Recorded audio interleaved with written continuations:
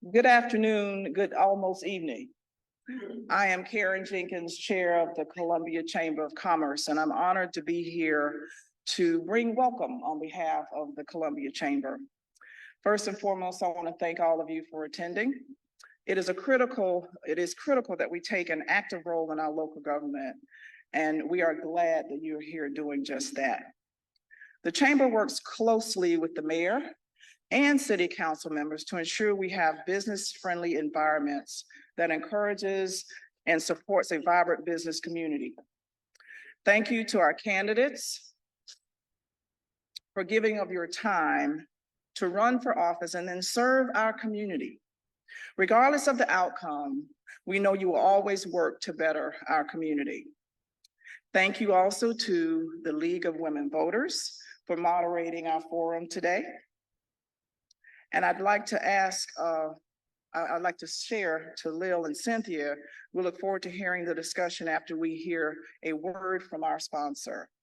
It is my pleasure to introduce Leslie Clark from the Carolinas AGC and say thank you for your sponsorship today and for providing the reception and for helping build Columbia.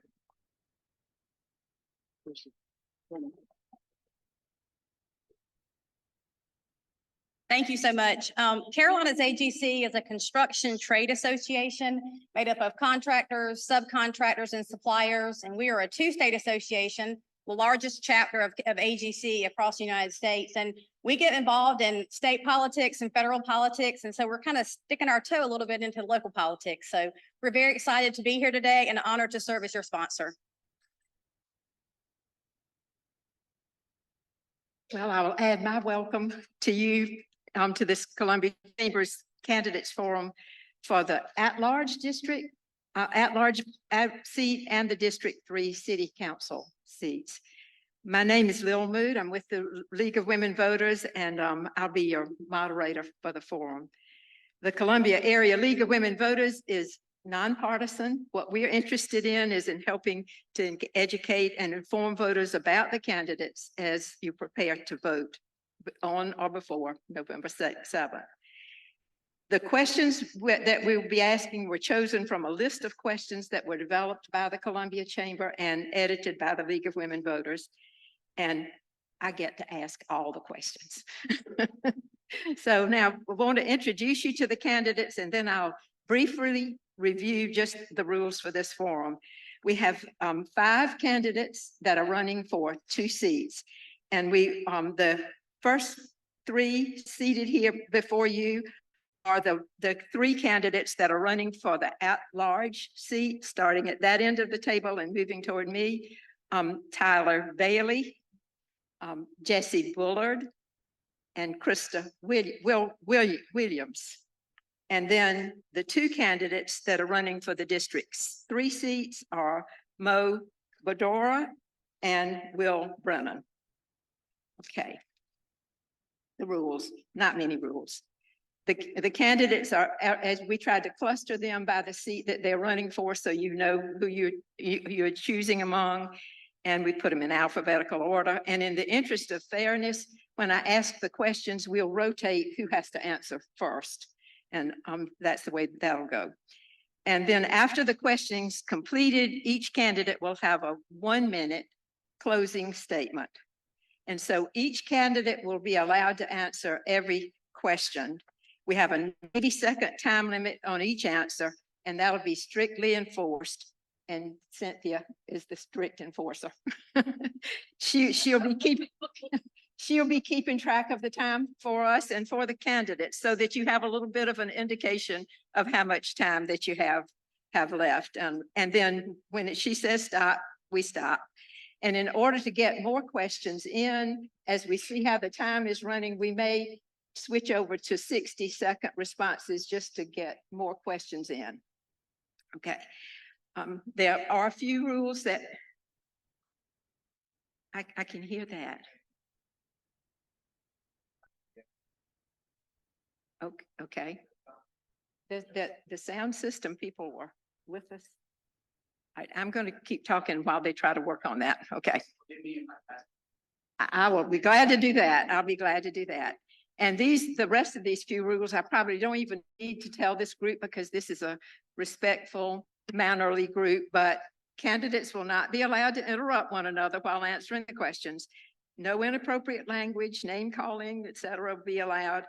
And there's no time allowed for rebuttals so that the candidates can make clarifications when it comes to your turn to answer the question. And you can use your time at the end to make any additional clarifications if you like, but no formal rebuttals. So we're ready to start with the questions. And I'm going to begin with Mr. Bailey at that end, at the far end. And the first question is, what inspired you to run for city council and what strengths do you bring to the office you're seeking? Well, good afternoon, everybody. Thanks for coming out. I'm Tyler Bailey, as was just mentioned, run for city council at large. And I say what inspired me is really my parents and watching them serve. They're both pastors, and my grandmother was an educator, came up during the civil rights movement. My parents pastors a church here locally, along one in Orangeburg in Florence, and watching them just serve their congregates, being there in good times and bad times, just always being accessible and moving people and being there for people, something I think I just naturally was leaned towards because of my upbringing. And I became a lawyer. I originally wanted to be a business owner only, some type of entrepreneur. I thought I was going to be a real estate tycoon, right?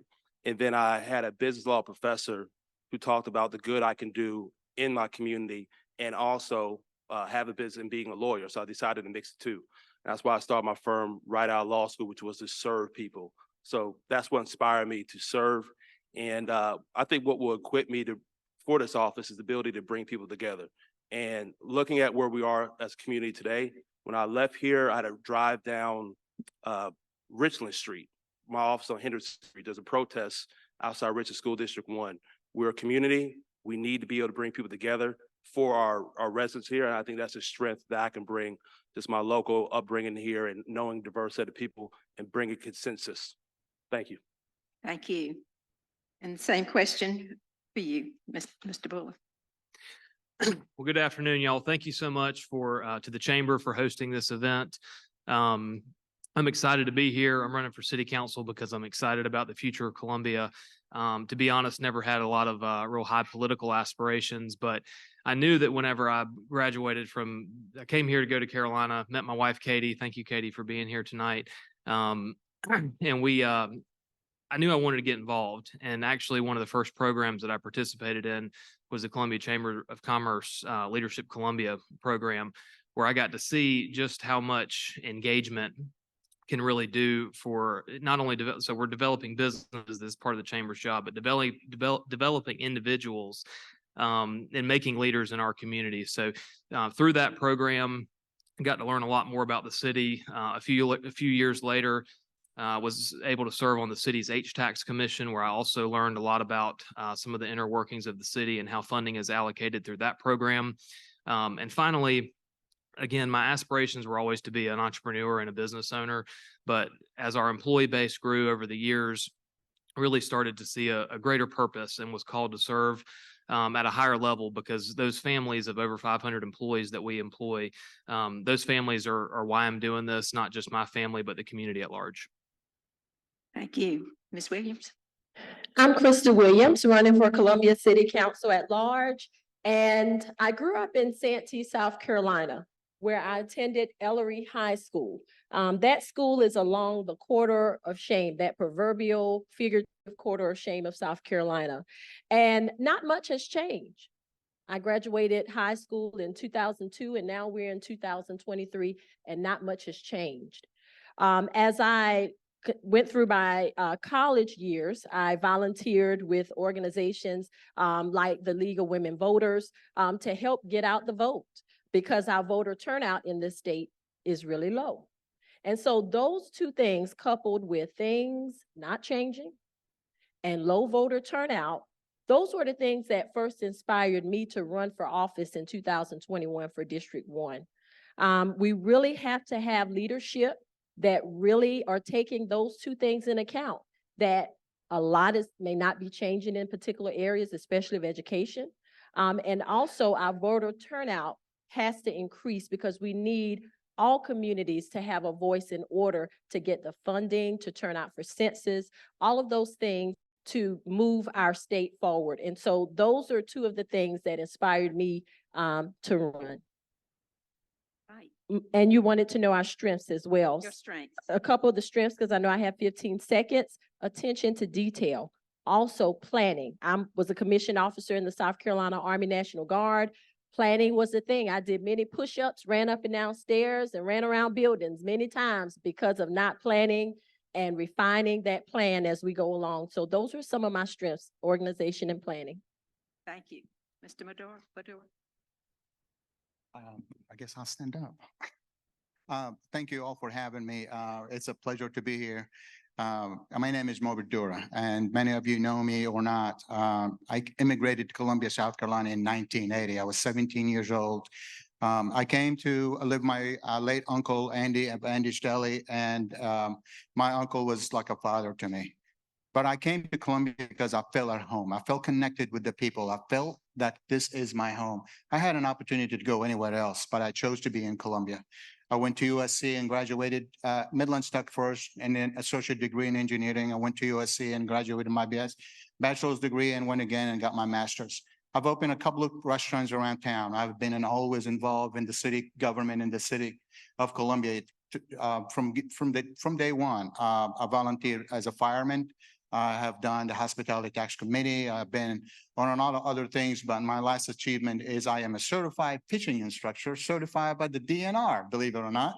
So I like to take young kids and old people and regular people to go and teach them how to fish. I have been in council before, and I've done a lot of good things with the council. I'll be glad to share all of my experiences and other accomplishments that I've done. But my strength is my knowledge of the city. My strength is my knowledge of the budget. My strength is the knowledge of the needs that people need to be represented in District 3 in the city of Columbia. And I am the man for them. I've always been there for them, and I'll continue to be there for them. And that's one of the reasons that I'm really running again, is because people in my district asked me to run and represent them. Thank you. Thank you. Mr. Brennan? Absolutely. I tell you, great things happen when two wonderful, active, and engaged groups get together. So thank you for hosting this tonight, the Chamber and the League of Women's Voters. My name is Will Brennan.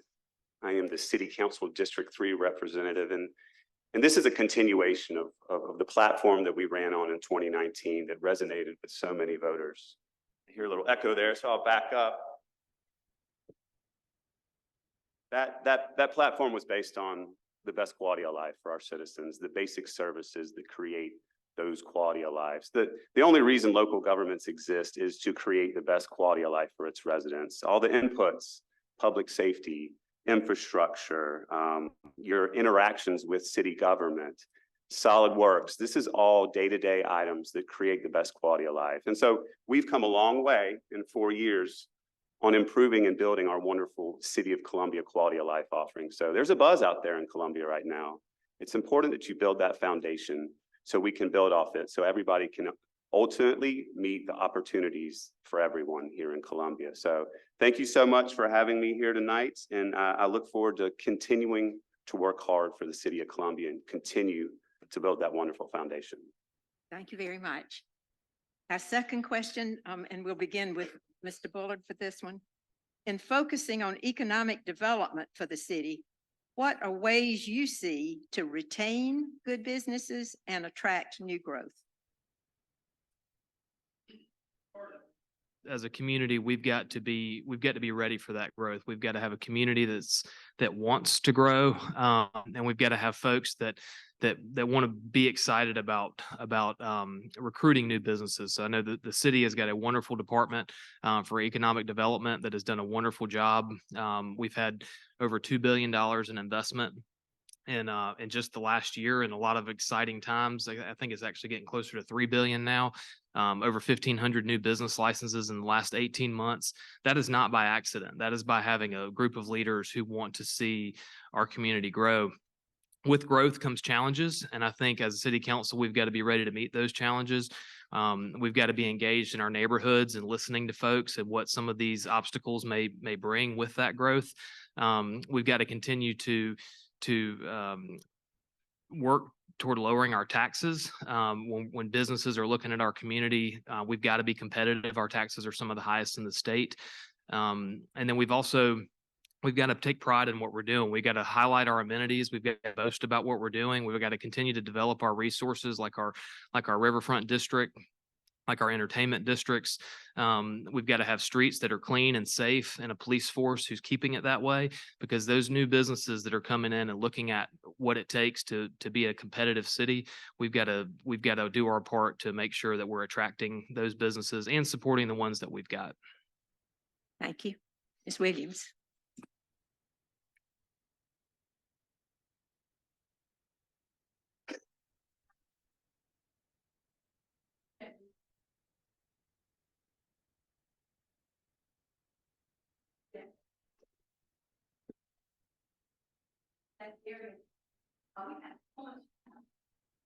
Every Saturday, so to speak, is full from one end of Main to the next. We want those businesses into storefronts. As we grow and develop as a city, this city is about to experience exponential growth spurt, which is great. But we need our local talent and our local businesses to be included in that. We have a little area up there where Curiosity Coffee, Uncle Willie's, Sweet Temptations. We want to see more of that. We need all of our local people out there to be a part of the growth, not just everybody from outside coming in, but our local businesses that are already here. Also, in generating that revenue for those businesses, we'll talk about lower taxes, more code enforcement. We have people out here that are illegal dumping, polluting, and not being charged for these things. We have to make sure there are tougher laws so that we can collect those dollars for those infractions. And that, like Bullard said, lowering some of those taxes. We need to make sure that we have more accountability in the city as we move forward with expanding economic development, but having that more code enforcement, ensuring that people are being held accountable for infractions that they're committing. Thank you. Mr. Padura. Thank you so much. Economic development is a big part of any city, especially in the capital city of Columbia. And I'm going to focus my answer on small businesses, how important it is to support our small businesses from the government aspect. And when I say that, I don't say that as in, you can sign or get your business license degree, business license online. I'm talking about finding grants and finding availability funds from state and federal to take those small businesses and make them open the doors and make them profitable so they can make profit and operate as soon as possible. If there's a zoning that we need to go through with the small businesses, I think the council and the city government should help that process. Just come along and help the business owner to make that possible. At the same time, I'm full of ideas when it comes to small businesses and what we can do, right? For example, can devote a small business of the revenue that we generate from business license every year with the city of Columbia and make it available to small businesses who wants to come and open businesses in our city. That's just an idea that I have. Do I have plenty of them? I have plenty of good ideas, but that's one of them for small business and how you can blossom the small businesses in the city of Columbia. But let's not forget, we have to support our police. We have to have police to support our businesses to make them safe. No more riots. No more police is not here, or we don't have enough staff to police our streets or make our streets safe. We have to understand that safety comes first to blossom and enhance the economic development of the city. Thank you. Thank you. Ms. Brennan. I tell you, it's pretty undeniable that our state, our Midlands, our county, and our city are experiencing tremendous growth. And it's that growth that we need to really focus on, smart growth. And when it comes to economic development, we're not going to go land a big fish of a corporate office that brings in 5,000 jobs. We need to build small businesses. We need to incubate small businesses and pair them with the fantastic pipeline of colleges, universities, our Midlands Tech Foundation, and really provide them the talent and the experience so they can grow within. There's great examples of this in the tech world. Here in Columbia, grassroots companies that grew to be sold for hundreds of millions of dollars. So we need to really invest in that small business incubation and really reaching out and getting a solid foundation with our universities, our high school systems, and our tech system to really open the door to opportunities for everybody. Thank you. Thank you. Mr. Bailey. I think that Columbia really, we're in the region, we're piping hot for investment right now. And I think one of the things that sets us apart is that we've been working collaboratively with each other over the last couple of years. I think we need to continue that climate of working with the county, state, local government, City of Columbia, KC, make sure that we're working together as a region to bring business here. But also, I think we need to make sure the environment is good for these business employees when they come here. Make sure we have a good school system. The city needs to work with Richmond School District 1 to make sure that when employees are looking to relocate here, they're not looking only to relocate to certain neighborhoods. I think that's a big thing to make sure that we have a good climate, our school system across the board, whether you're at C.A. Johnson, whether you're at Dreer or AC Florida, you have a good school for your kids to go to. I think that's a big thing we need to look at, and also make sure that we're getting our crime issues together. Our gun crime rate amongst our youth is very high, and that's something we need to have a positive brand for Columbia. When people are looking to come here, we need to make sure that our good numbers stand out. Great school system, low crime, great environment. We have a beautiful riverfront. We have 5 universities. Make sure we're highlighting the good things about Columbia. And if we do that and fix our basics, I think we'll continue to be piping hot with investment for years to come. Thank you. So, Ms. Williams, we'll ask you to start on our third question, which is related. That is, what do you view as Columbia's most significant challenge to growing commercial investment? And how would you address that challenge?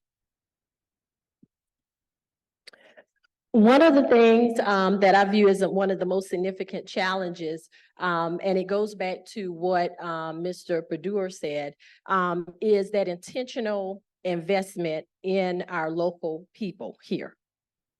And it starts at the neighborhoods and it transitions into businesses. Mo talked about grants, having funding to support small businesses and incubate them. I went to a children's fair, business fair on Saturday at the museum. The children there had so much talent, from cooking to shining shoes to making jewelry. And we really have to take the opportunity to incubate that talent and ensure that we are being intentional about positioning those businesses in our community. When we look at cities like Charlotte, for example, they made intentional efforts to invest in their local people so that they could have businesses there. I see Miss Goodwin in the audience, and her daughter has a business. It starts when we're young. Tyler talked about crime. We talk about crime. That's a significant challenge. And a lot of what we see in terms of challenges for the city overall bleeds into one thing over the other. Homelessness. Our business owners, they deal with that, opening up businesses, running their businesses. So a lot of these issues, that challenges, intersect on each other. But Ms. Goodwin's daughter has a business, and so we want to see her be a millionaire, as Mr. Brennan talked about. And it starts now. It starts with us having that intentional effort and investing in our people. Thank you. Mr. Baddour. I think the question about It's the challenge, the most significant challenge to commercial investment in the city. when you first talk about commercial investment, you also talk about property taxes. How the city has the highest property taxes in the state of South Carolina. Some of it is because of the state legislator. Some of it is because of Richland County School millage. Some of it is the city of Columbia. So it's important that we all come together and find a common ground that we can all live on, whatever budget we create from the taxes that's generated by businesses. But listen, taxes is not the only thing that's going to enhance our businesses and bring big investment. Number one, we have to make sure that our police secure our businesses. No more riots, nobody coming in to break in our businesses. Number two, we have to look at the infrastructure, whether it's roads, whether it's water and sewer, whether it's just a typical way of doing business in the city. When you have a water main break in front of a business, in front of an established business, you're gonna interrupt the business for the whole day or the whole week. It depends on the construction. So it's important that we invest in our own infrastructure, when it comes to police, water, sewer, or even roads. With that being said, let's not forget that safety is what bring businesses in here, not just taxes. Thank you. Thank you. Mr. Brennan. Absolutely. Public safety is very important. We've made great strides in the past 3 years investing in our recruitment retention for our fire and police professionals, but also workforce development. Workforce development is something that every business, every size is having issues with, getting and retaining the talent. I see Lindsay Miles from our wonderful big pharmaceutical company here that is ramped up and probably has some issues keeping and retaining talent to create those wonderful Nephron products. But from any size business to big or small, it's important. Not just high-paying jobs focused on the big tech world and all that, but the day-to-day jobs to help people earn good incomes to pay for their housing, that good quality of life that they deserve here in the city of Columbia. So there's a lot of things out there. Listen, to the city of Columbia, we are committed to having that dialogue about tax reform, but there's a lot of folks that got to come along with us. The county knows that we're ready to sit down. The school district knows, and the State House knows. That is a big challenge for us, but we're trying. We're ready to have that dialogue any day. Thank you. Thank you. Mr. Bailey. Like Mr. Brennan said, I think the city is poised to work with all our local stakeholders with addressing our tax issues, and we should always look at ways to become more competitive. But one thing I think in the past has held Columbia back is that we just haven't done the best job capitalizing on our unique assets. Mainly, let's start with our people. We're blessed to have 5 universities right here. We can retain our young people, whether from Allen, Benedict, Columbia College, University of South Carolina, Midlands Tech. We need to retain our young people and spend some stay here, but also make sure our natural assets like our riverfront. I mean, I'm happy that we're moving forward and develop our riverfront now. There's been some other pieces of the puzzle that we had to connect before we can get there. But this was 15 years ago or 10 years ago, and this was already done. We'll be in a great position right now. I think Columbia needs something that sets us apart. And the upstate, you have the mountains, it's cooler. You have in the low country, you have, Charleston, Hilton Head, and et cetera. What sets us apart, we have the vista, we have the riverfront, we have our universities. We need to highlight what makes Columbia, Columbia, and do a good job in branding that and continue to make sure our business climate is best for investment. Thank you. Mr. Bullard. Does make it harder when you go last. Number one is talent retention, no question. As a small business owner, we have 7 companies that we are responsible for, and those families and those employees. And every single one of them, I tell people all the time, you're only as good as your worst employee. And so building those teams with incredible talent, trying to retain the talent that we've got here in Columbia. A lot of people were in the same boat that I was in. When I graduated from South Carolina, I thought I was leaving. I thought that was the plan. I found an opportunity here. That opportunity turned into something really special. And I think we can create those opportunities for more of our young folks coming out of all those colleges and universities here in Columbia. But the second thing is we've got to continue to market our region. We've got to market Columbia. We've got to brag about the things that we have going on here. We've got to make sure people know all the work that's being done. I've said it time and time again. If you're not excited about where Columbia is right now and the future of our city, you're not paying attention. We've got a lot of things moving in the right direction, problems that have been around for decades. And finally, we're doing something about it. We're bragging about it. We're improving our gateways so that when you drive into Columbia, it actually looks like you're a city, a capital city that you can be proud of. Those are the small things that we can continue to do as a region to lift ourselves up and continue to recruit these businesses. And the last thing is when employers, especially larger employers, small businesses need it too, and I can speak on that from experience, but larger employers, they got to know that your local governments and those regional governments are going to work together to get things done. Thank you. All right, Mr. Bador, you get to start us off on the 4th question, and that is, how do you see taxes affecting the choice of new businesses to come to Columbia? And what, if anything, would you change in the tax structure? I'm sure the taxes is a big deal, and it's a problem. It's a problem when it comes to businesses trying to relocate big companies to Columbia, South Carolina, just because of the tax structure. But at the same time, these taxes can be beneficial and can work for the businesses by making sure that every dollar counts to improve the quality of life when it comes to safety, public works, infrastructure, and everything else that every business is looking for. And not only that, but make sure we communicate with our colleges to give the workforce or give these companies the employees that they need to make their businesses successful. And that's why we need to enhance, or we need to have a discussion about the taxes and what we can do to make sure that those tax dollars are and working hard for every business that is coming to Columbia and the surrounding area. Thank you. All right, Mr. Brennan. I tell you, it's a vicious cycle. You know, the high commercial tax rate, it doesn't just affect the small business owner.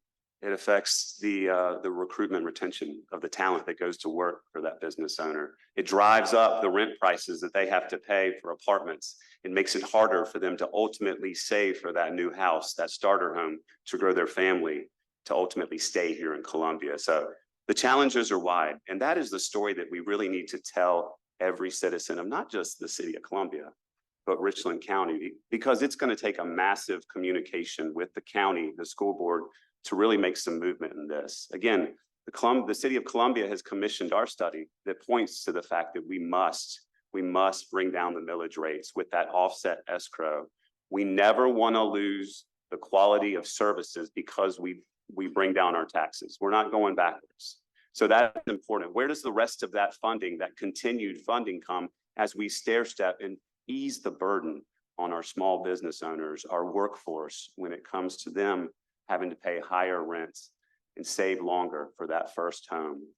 That's a conversation that we started 3 years ago, and we're going to continue. It's a long conversation, and we're not going to give up. Thank you. Mr. Bailey.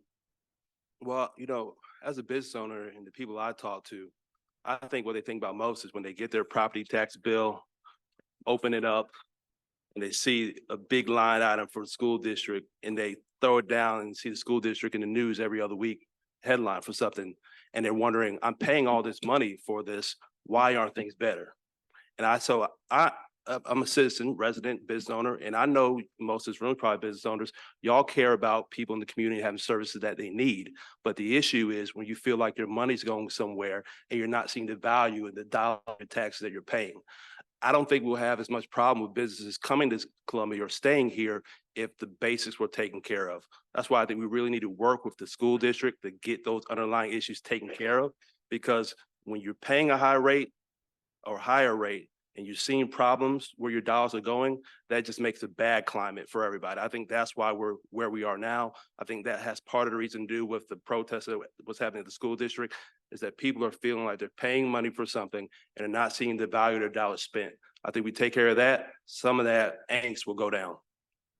Thank you. Mr. Bowler. Yeah, I'll add that,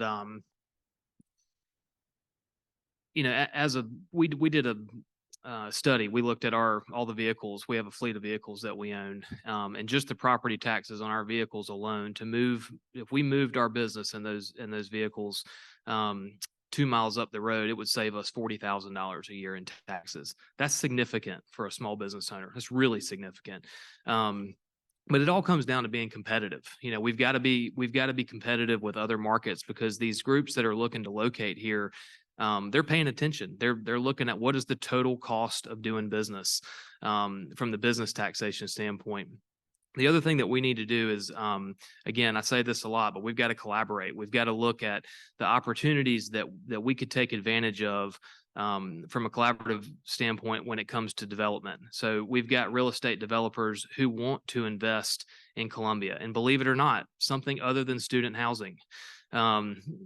We need student housing. It's a growing university, but there's a lot more that needs to be done. We've got to, when we're recruiting folks here and also looking to take care of the people that we've got in Columbia, workforce housing is really, really important. Over 50% of the parcels in Columbia are currently rental properties.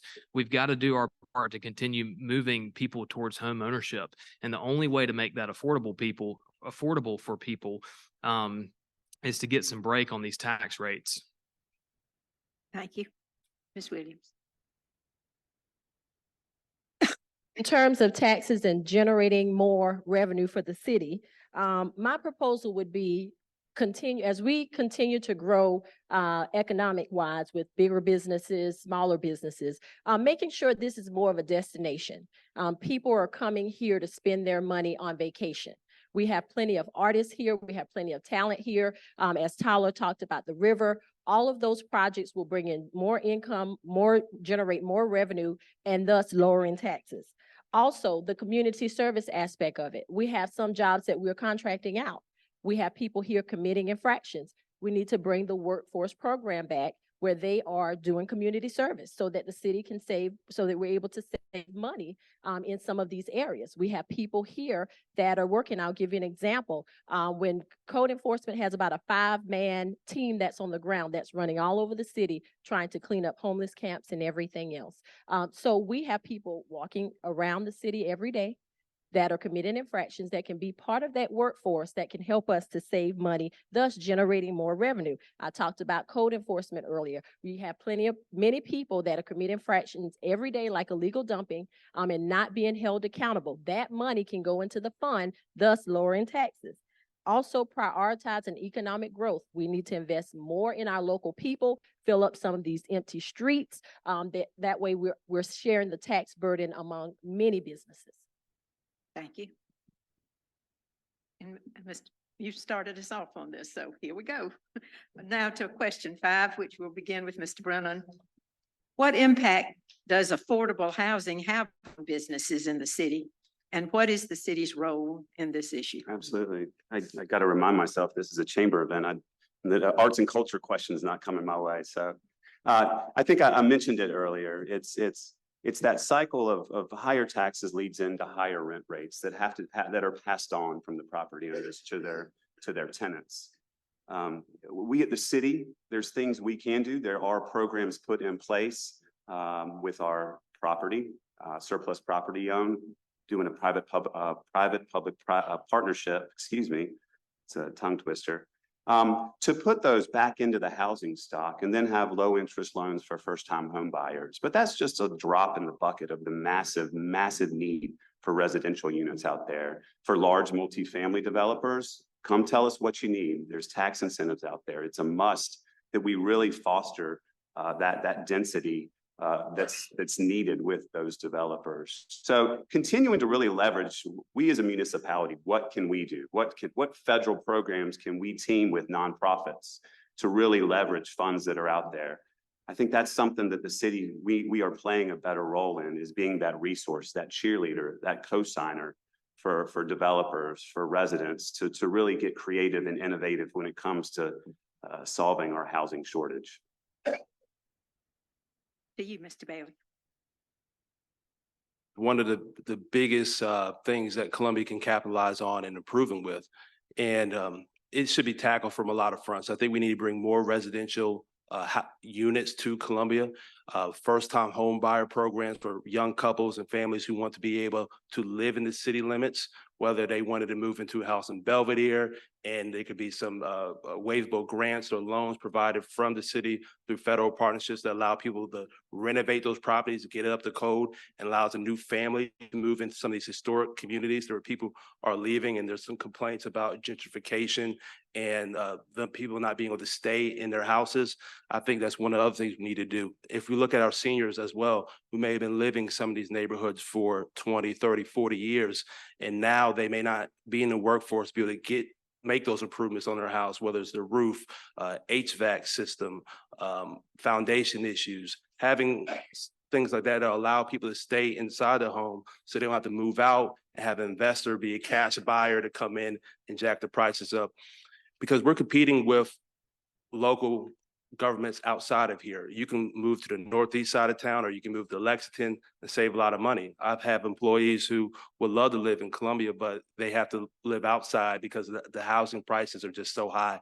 So I think we need more housing. That's going to help rents go down. It's also going to help calm down the increase of residential purchases for homes. Thank you. Mr. Bullard? So as I mentioned before, we certainly have a need to continue to make cost of living in Columbia more competitive. when it comes to workforce housing and affordability of such, I think that one of the things we probably don't talk enough about is how affordable Columbia is compared to some other major markets, some other capital cities. It is one of our, we look at the need to be more competitive.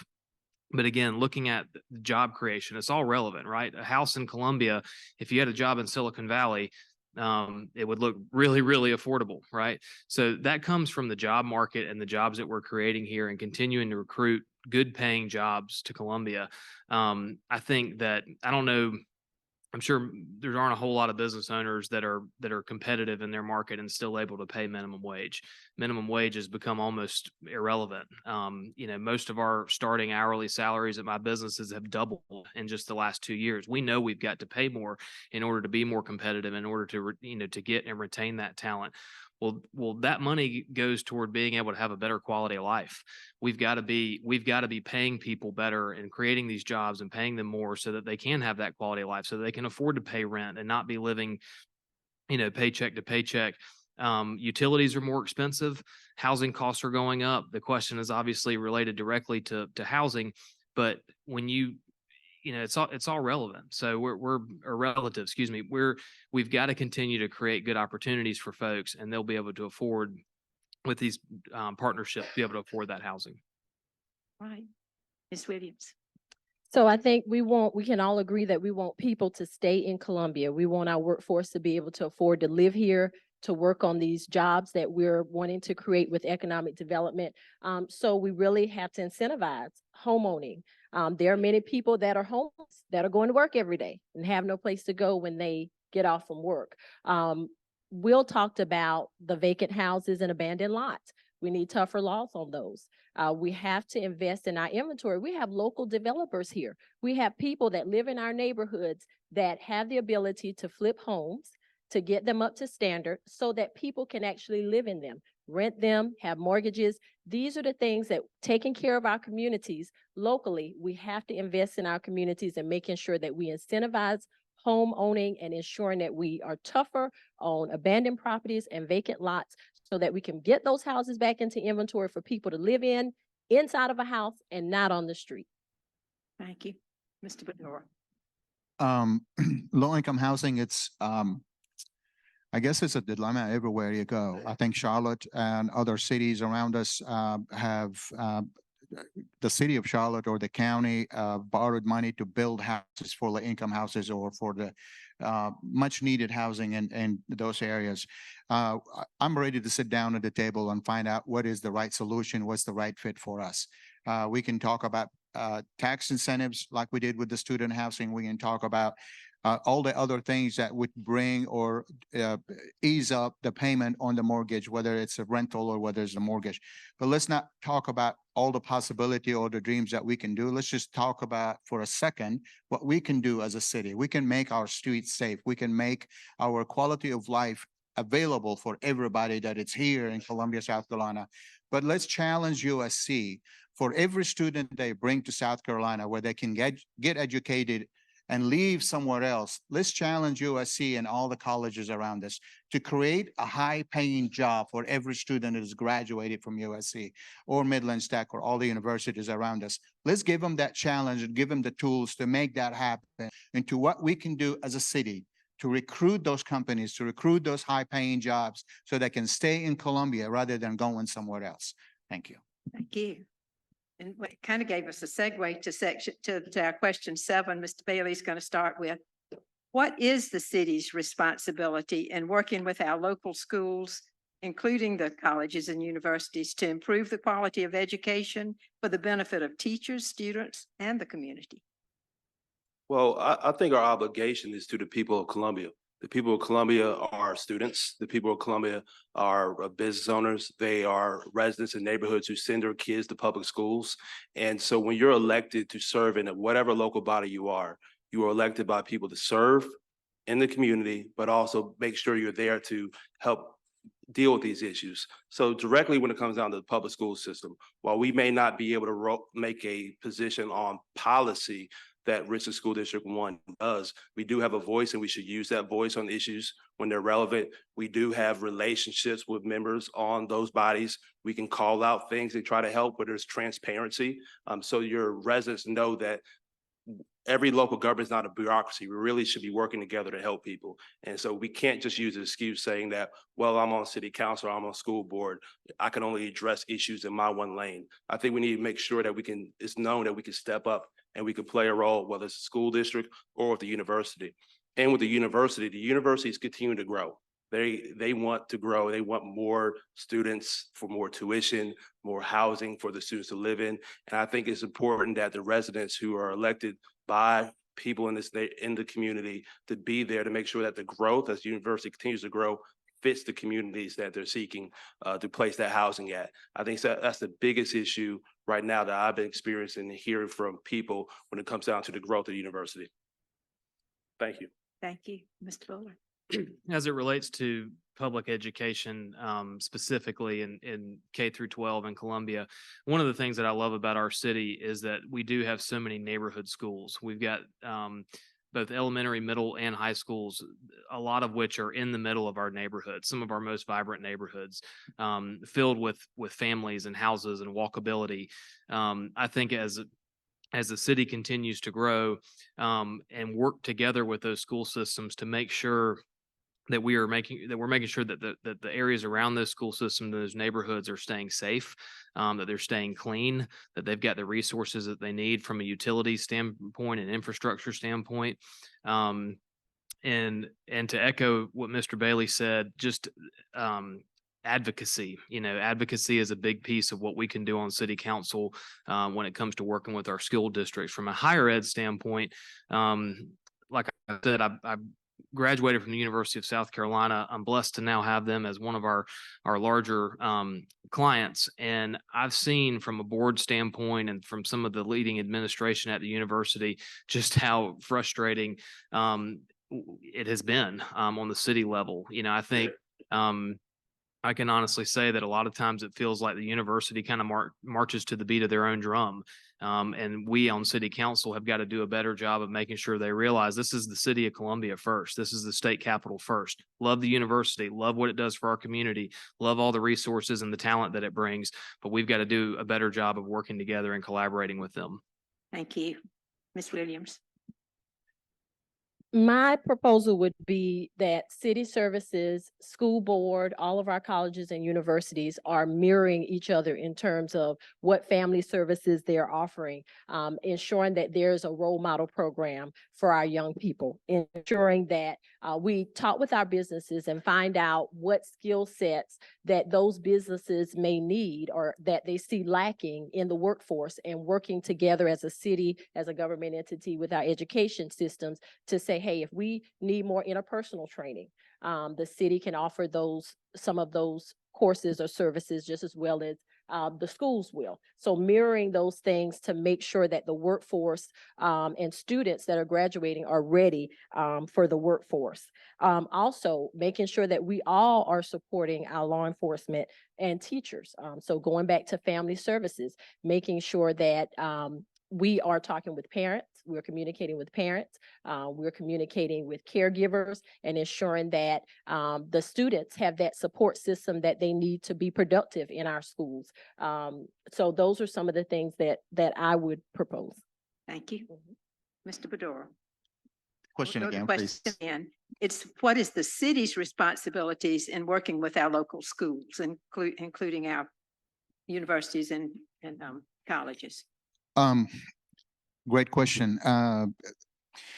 So there's a lot of things the city can do on a local level. Number one, we need to make sure that the schools are safe. So we make sure that we have officers at the police at every school in the city limit, inside and out. Just not one officer that sits in the office and watch when the kids come in and out. We need patrolling officers that patrol our classrooms so they can feel better they can feel safe while they're in schools. Number two, as USC offered free tuition for top class students in the state of South Carolina to get a free tuition at USC. The city should partner with USC and other colleges, maybe not the first 10, but the following 10, to go and get even maybe 50% off tuition or some kind of incentive to keep them motivated to do more in school and stay out of trouble. At the same time, we want to make sure that we take care of our teachers, right? Without good teachers, you're not going to have good students. That's the way I feel about it. I don't know if statistic has ever showed otherwise, but I feel like the good teachers will provide good students. We have to look at other housing opportunities and chances for teachers who can get a house in the city of Columbia or in the Richland County so they can stay here, motivate great teachers to come and live in our city so they can educate our future students and our future kids and our future leaders for the city. Thank you. Thank you. Mr. Brennan. Communications is so important, and I'll give you an example of communications with neighborhoods in the university. Campus Village is a huge undertaking by the University of South Carolina that took about 6, 7, 8 years in the making, and it opened for the first time this last semester. But no, the neighborhood were very stressed. Lots of 1,800 freshmen were going to come take over our neighborhoods, park their cars in everybody's street. The angst was there because there was no communications. And I learned that from that, we need to strengthen our communications with our universities, our colleges. And as a result of that, I championed what is now going to be a town and gown committee that's being formed.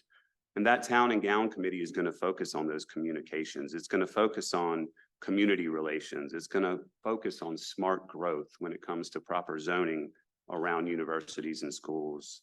And then it's going to dive into that big one, that retaining talent, making students feel like they're welcomed here. Stay here after you graduate, start that first job, rent that first apartment, buy that first house, start that family here in Columbia and contribute to the great things that we have here in Columbia.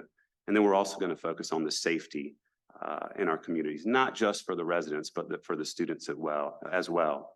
So we're very excited to get that up and running, and we already have buy-in from the universities. So we should see that come online in the next 60 days with a wonderful first meeting led by our mayor and the University of South Carolina president. Thank you. Thank you. All right, so Mr. Bullard's going to lead us on the 8th question. And at this point, y'all have been doing a great job of managing the time.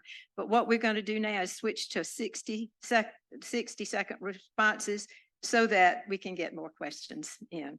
And so, Mr. Bullard, we'll let you start with this one.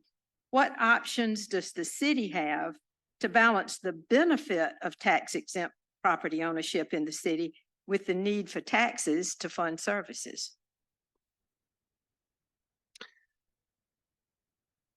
So I've said this before, if anyone's heard me speak, I feel like the university, the city has used the university and Fort Jackson and the State House and some of our other wonderful institutions that do not pay taxes here as an excuse as to why we haven't grown more than we have. It's an excuse as to why we have been passed by other regions in the state, such as Charleston and Greenville. And now we're talking about smaller communities like Rock Hill. As I mentioned, I think that is, I think it's an excuse. I think that we can work hard and be strategic about the businesses that we're recruiting here, and continue to do a good job of making sure that we're competitive when it comes to those issues. Thank you. Ms. Williams? Yes, it is definitely a balancing act, but the city has to generate revenue. So we have to be honest about what type of businesses we need at any given particular time versus some that we may not need at that time, in terms of our churches and some of our nonprofits. Definitely in support of all of those nonprofits, but at the same time, we have to ensure that our bills are paid.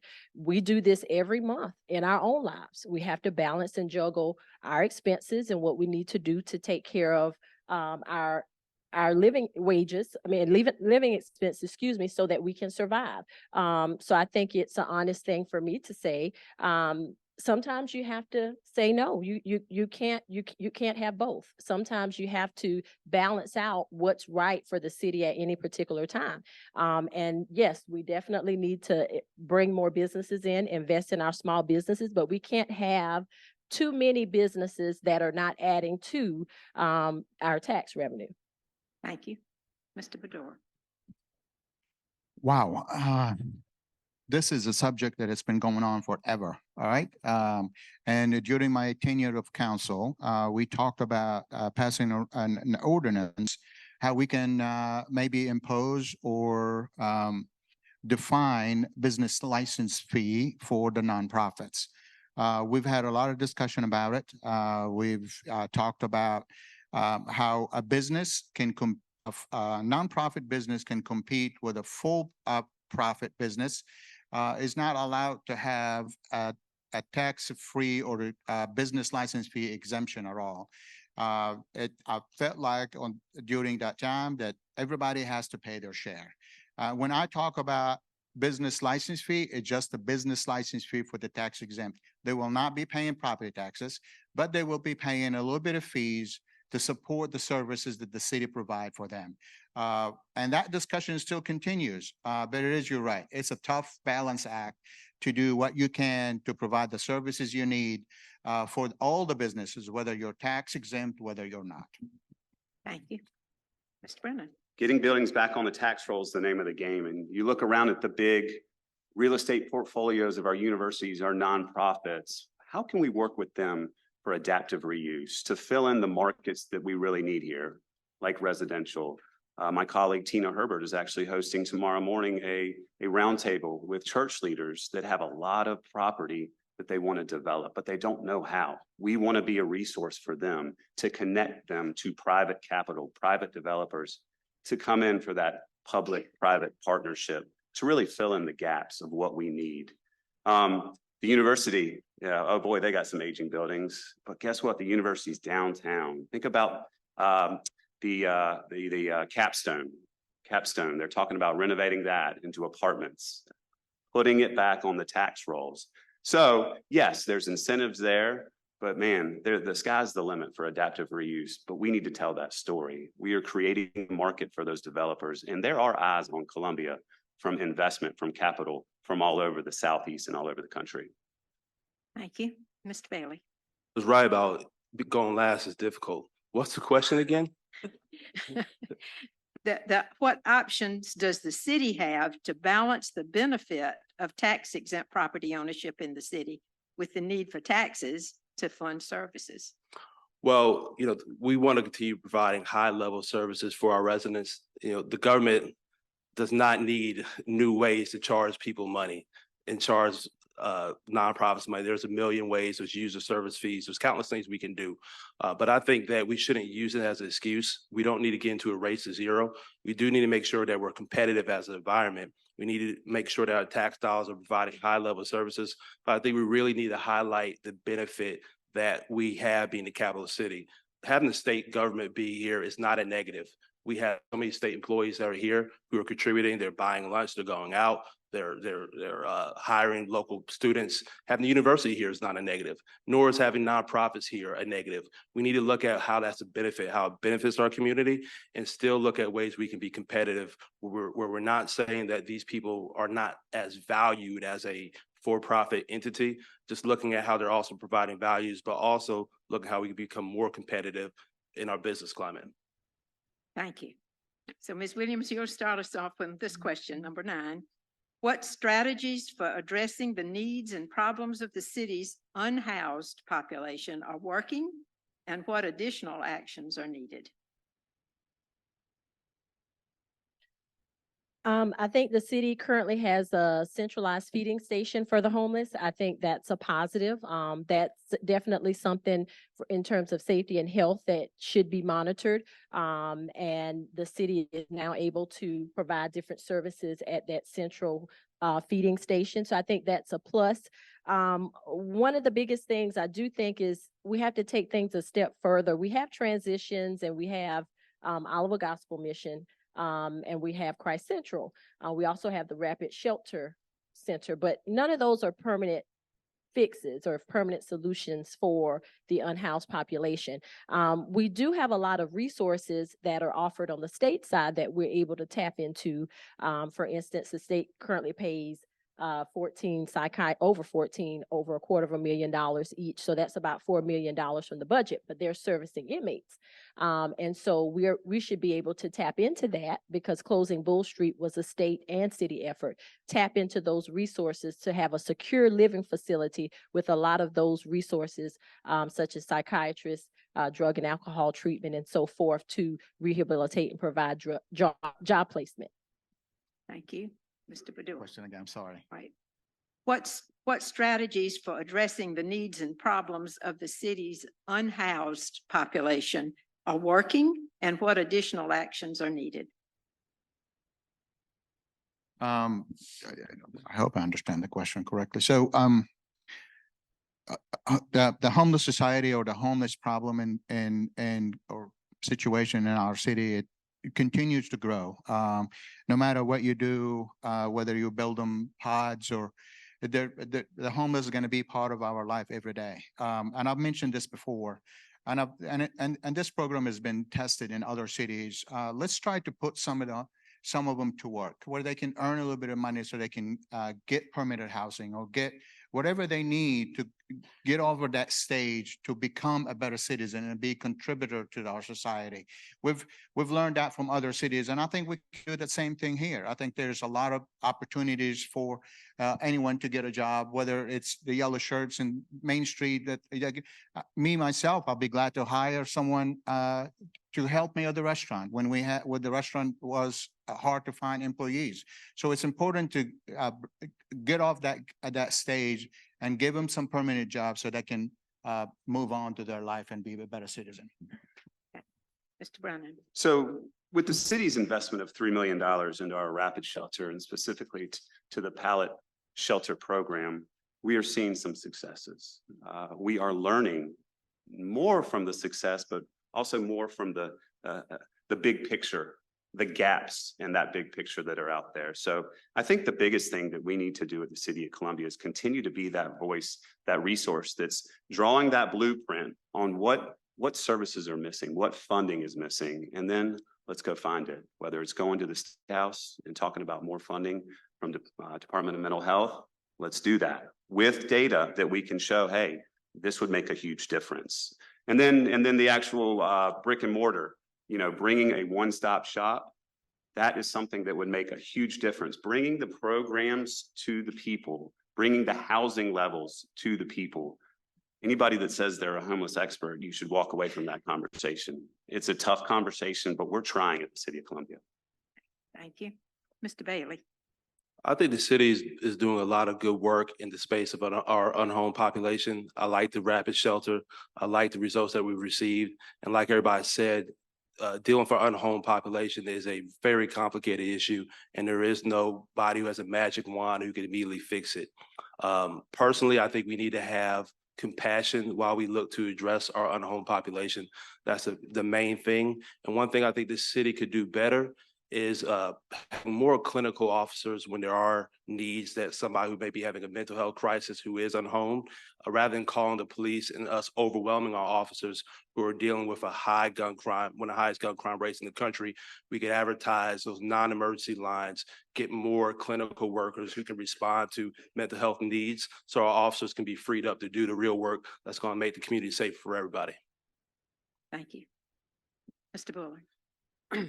As far as what the city is doing well, I know there's been some recent criticism of the attempts to not specifically the rapid shelter piece, but as it relates to consolidating services. And what I would say about that is, homelessness in Columbia is not a new issue.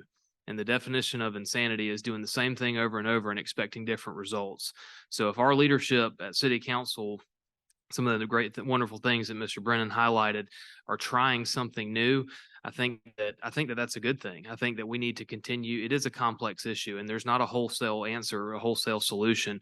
We do have some wonderful organizations in Columbia that do this day in and day out. This is literally what they do for a living. And so working with those folks to come up with a solution. I think we need, I do think we need the wraparound services piece. I think that it's not enough to just provide somebody with a home. You've got to provide them with a way to eventually stand on their own 2 feet. And they need more than just something to eat and a job. They need, some of them need a driver's license. Some of them need help with how to learn how to use a computer and much, much more. Thank you. Well, we have time for one more question before we do our closing statement. So, Mr. Bedore, you can start us off on how safe is the city of Columbia? And what ideas do you have for improving the safety of citizens and visitors? I can't answer that question. I can only tell you my experience walking around or knocking on doors. 80% of the doors I knock on, they have doorbell cameras. There's 2 things to tell me. One, they don't feel safe. They don't trust their neighbors. Whatever it is, they don't feel safe because they have cameras watching everybody that comes at their front porch or front door. The city council has done a good, has not done a good job in recruiting police officers and retaining these police officers. As a businessman, I know how to recruit people. As a businessman, I know how to retrain my employees and retain people that do a good job. So it's important for us to talk together with the city police chief, the sheriff at the county, or business leaders around here, how we can make our city safe. If you ask me now, do you think people feel safe in the Columbia? I'll tell you no, because 80% of the doors I walk into have cameras watching everybody that comes in and out. So it's important that we generate a program that this is important, that retain police officers so we can feel safe. And that is important for our city to grow. Thank you. You got to give me more than 60 seconds for that. Well, I think an investment in technology is something that is working out for us at the city of Columbia. Giving Chief Holbrook the technology that he has been asking for over 8 years is helping him get his officers into the communities where they should be. If you drive around Columbia, you can see our upgrades in technology. The big white boxes with the blue lights, those are very powerful cameras, and they all go to a new center, a technology center that is staffed, and it's working very well. We have license plate cameras that are tracking cars that can help with our pursuits to keeping our communities safe. So to keep investing in the technology that our CPD is desperate for, they keep asking for it, that's something we're going to continue to do. Thank you. Mr. Bailey. I think Columbia as a whole, for most people who walk around downtown, the Vista, the nice areas, it's a pretty safe city. I haven't heard people talk about getting robbed while walking out of their job or things like that. But I tell you, you go through, this not all through Columbia.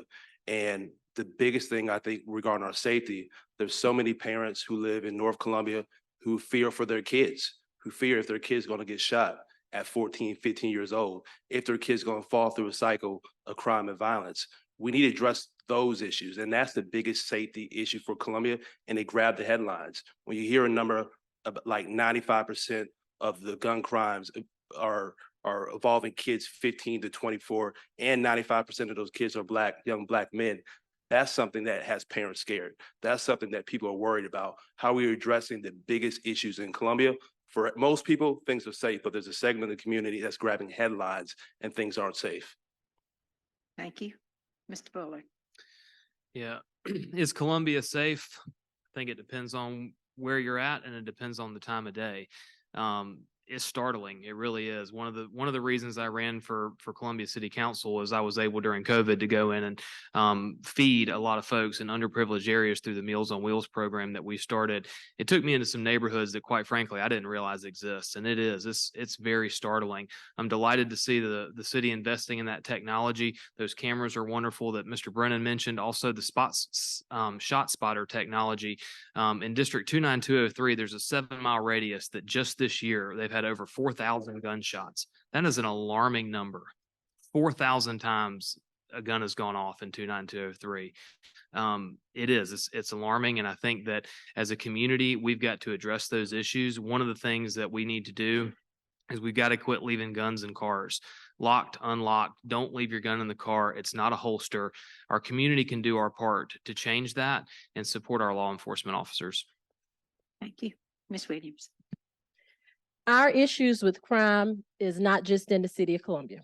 They are all over the United States, nationally. It is our responsibility as voters, as taxpayers, to hold our lawmakers accountable for the legislation that's passed that affect us every day. Some of the things we talked about, we need drug and alcohol treatment in the communities. We need mental health treatment. We need affordable housing.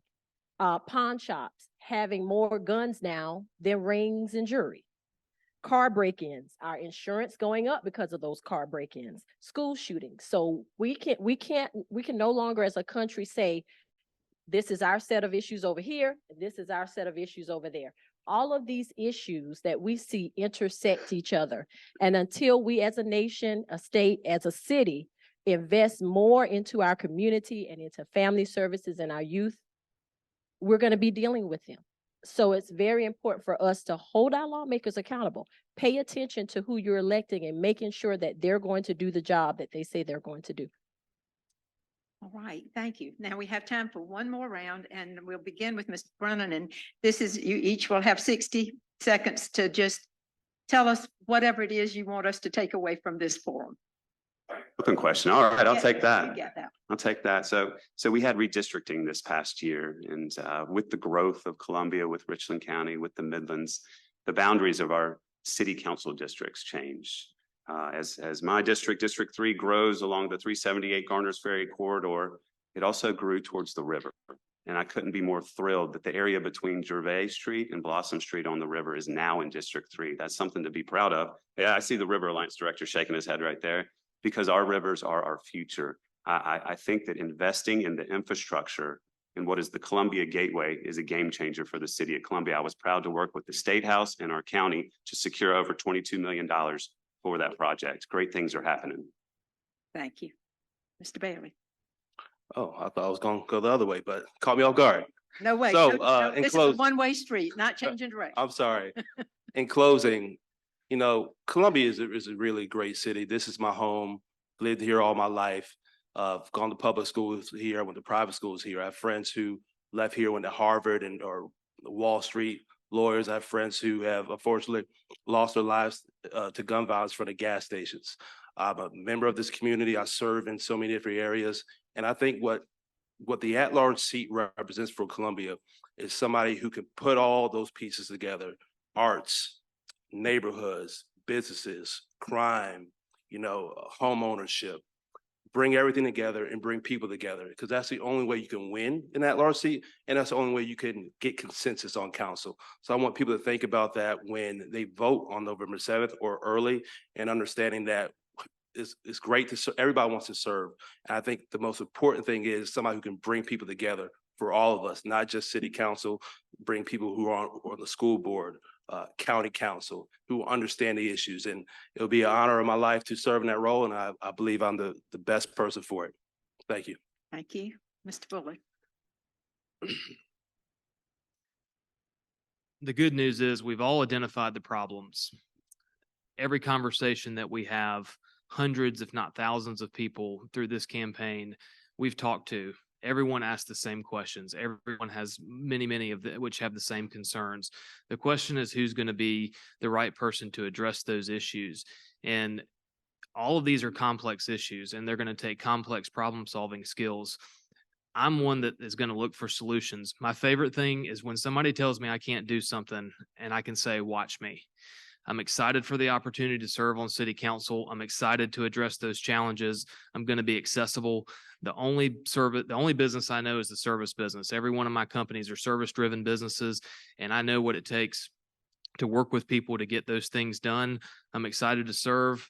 Would love your vote today if you want to. Tomorrow, I guess it's closed. But we've got a few weeks of early voting and then elections on November 7th, and would be grateful for your support. Thank you. Ms. Williams. Krista Williams, running for Columbia City Council at Large, and I ask for your vote. Our city really needs a community advocate. Today, we talked a lot about economic development and growth and businesses. All of those things are in the works, and all of those things are coming. But we did talk about a lot of social issues, and we really need people on council that can look at both sides of the spectrum, can understand from 0 to 100, and actually do the things that they say that they're going to do. This city council seat pays around, I think they just voted to raise $20,000 now. Okay, we need someone that it's not about the money, because some people are getting tons of money in, $200,000, $300,000, $400,000, $500,000 for a $20,000 a year seat. So you have to ask yourself, why would somebody want them to get into that seat? We need people on council, on our school boards, in our county boards, in the U.S. House of Representatives that are actually working for people in the community and will be an advocate to help resolve some of these social issues that we're seeing out in our communities. Thank you. Mr. Badura. I like to think I'm the last one of the group to say something because of my gray hair and I'm the oldest one on this panel. So with that being said, it's a great question. You know, we all talk about public safety. We all talk about homeless. Mr. Bullard is right. We talk about the same questions just about in every forum and everywhere we go. But the bottom line is this: how safe do you feel in the city? How safe do you feel in your own home? If you have cameras on your door, you're not that safe. I'm sorry, but that's why I am running for the city council. I'm running because I am the voice that can communicate your concerns with the rest of the council. I'm the one who answers your phone calls. I'm the one who comes to you and to your meetings and your functions and your doorbell or your doorsteps to talk about your concerns. I have been criticized for stepping outside my district to talk about somebody else's concerns in the city limit. I am the voice for you. I am the one who's going to answer your phone calls. I am the one who's going to return your emails. I am the one who's going to be your fighting force for your rights to live as a citizen in Columbia, to feel safe and blossom your needs for the future. Thank you all for coming. It has been a pleasure being on this campaign so far, and I can't wait till the end. Go vote. This is the end of that. Well, go vote. Early voting coming up, and started today actually. Thank you all. All right. So this does conclude our forum, and we want to thank Carolina's AGC and the Columbia Chamber for organizing this event, for all of the candidates for your participation, for Cynthia Flynn for timekeeping, not the most popular job, and most of all to you, the audience, for listening and for becoming more informed voters for the November 7th, 2023 election. Democracy is not a spectator sport. Thank you.